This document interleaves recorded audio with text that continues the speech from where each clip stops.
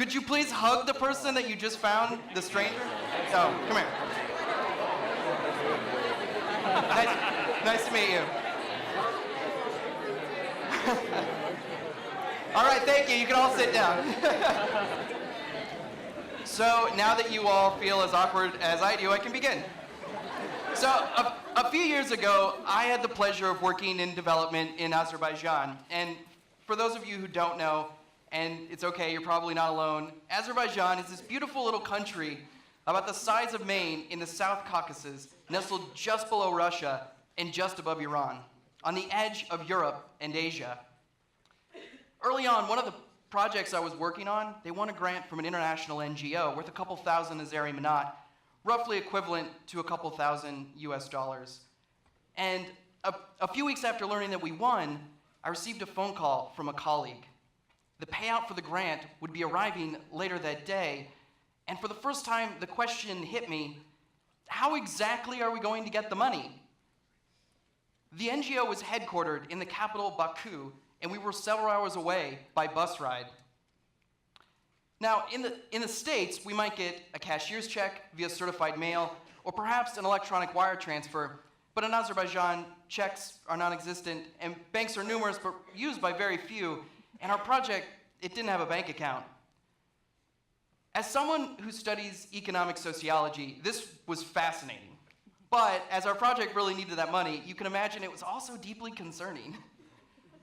Luckily for us, one way or another, we were going to get our answer. Standing on the sidewalk outside the bus station, several of these minibuses passed before we received a phone call to approach one such minibus.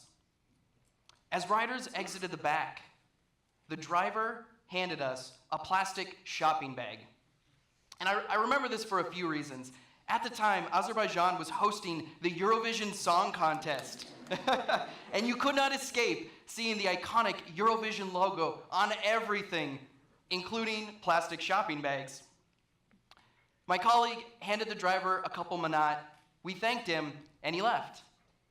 And inside the plastic Eurovision shopping bag was a stack of cash worth a couple thousand Azeri manat. Now, in the States, this would be surprising to most of us, but there's a reason that it's actually even more surprising in Azerbaijan. Nobody trusts. And I know this because so many of my friends that I knew in Azerbaijan, they told me that nobody trusts, but we actually have data from the World Values Survey that shows this. Only 15% of people say that most people can be trusted, compared to 34% in the United States. And to be sure, the United States is actually considered very low. You can see that China is actually 60%. Regardless of the reasons for why trust was so low, over and over again, I encountered these situations in which people acted as if they trusted. I was so fascinated by what seemed like a puzzle that I ended up studying one such situation, the Azerbaijani funeral, called a yas, or a mourning ceremony. Now, while I attempted to describe and understand every aspect of the yas, I focused on one practice in particular. Attendees give the mourning family a little money. Now, this might not be so surprising. After all, family and friends might give money in a time of need.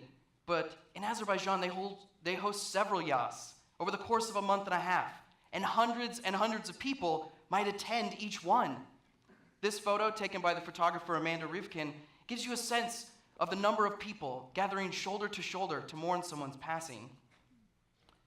If you cannot trust most people, can you possibly trust all 500 or more that might attend the yas? And can they trust you? My solution to this puzzle is this. In every situation, there is a deliberate side and an intuitive side.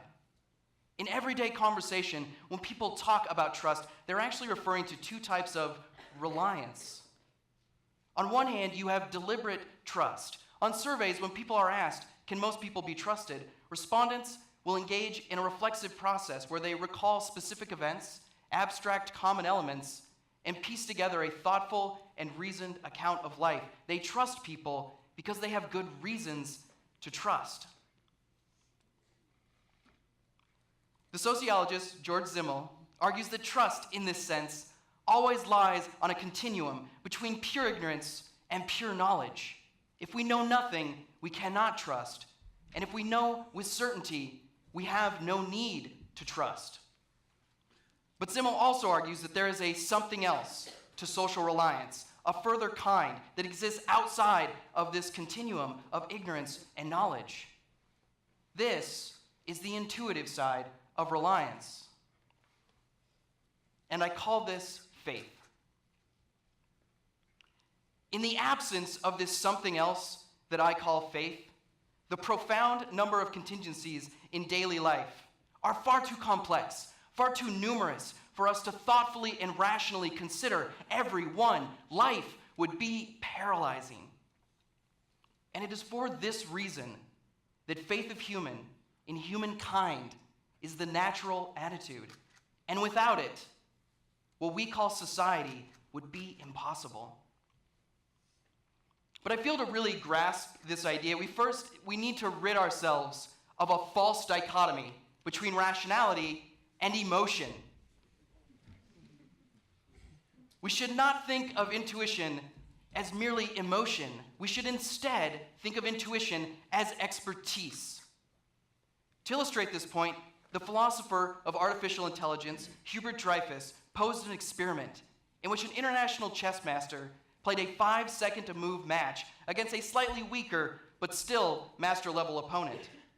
At the same time, the master player was required to add numbers at a rate of 1 number per second, delivered audibly. Despite occupying his deliberate cognition by adding numbers, the master player was still able to win. And it is because expertise is intuitive. But we do not just rely on trust and faith. There is also both a deliberate and an intuitive side of understanding. To put it another way, we are meaning makers and we are storytellers. When we look at the world, we see far more than pleasure and pain. We see causality, we see histories, and we see futures. The interactions in every moment are the beginning of a narrative that will continue, and we see the future as the emergent consequence of all those immediate actions. Faith relies on this ability to make sense and create continuity out of a complex world. But we do not just intuitively take the world as is because we are storytellers. This is the deliberate side of understanding. Stories are about imagining a possibility, and this is essential for our ability to think rationally. Stories are how we plan, predict, interpret, and explain, but stories are more than this. Going back to the mourning ceremonies in Azerbaijan, those I interviewed explained to me that during the Soviet era, funerals were one of the few situations in which people could enact their common spiritual heritage together in public. They could lament and pray and engage with a story that was all their own. And while I focused on money exchanging hands, they focused on the story passing along. And today, keeping that story alive is more important than whether people are trustworthy.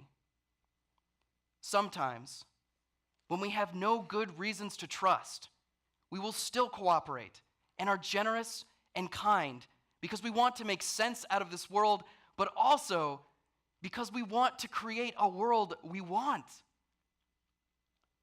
But what are the implications of this perspective? In academia, this is the dreaded so what question. What are the implications? Well, I think it implies that we should be cautious but hopeful. We should be cautious when we try to deliberately build trust. It often comes across as insincere. Trust requires first that we have faith in something in common, and before that, we need to make sense of the situation in common. But this does not mean that we should do nothing. Intuition changes slowly. It requires practice. To paraphrase Aristotle, we are what we repeatedly do. Faith, then, is not an act, but a habit. But most importantly, this perspective, it is a reason to be hopeful. If we can cooperate, if we can work with enemies and hug perfect strangers, we should be optimistic. Because what this means is that trust should actually be secondary. Trust is overrated. Because meaning-making is the foundation of faith. And from there, we can begin to tell meaningful stories together and construct a world we want together. And this is how we build trust. Thank you.